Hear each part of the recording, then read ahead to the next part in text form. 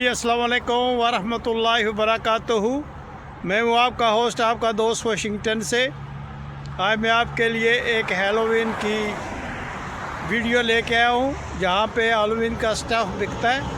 तो चले बने रहिएगा मेरे साथ और देखें कि अमेरिका में हैलोवीन कैसे मनाया जाता है। माशाल्लाह ये देखें कितना बड़ा कद्दू है, ये रेल का पम्पकिन है, इतना बड़ा माशाल्लाह देखें।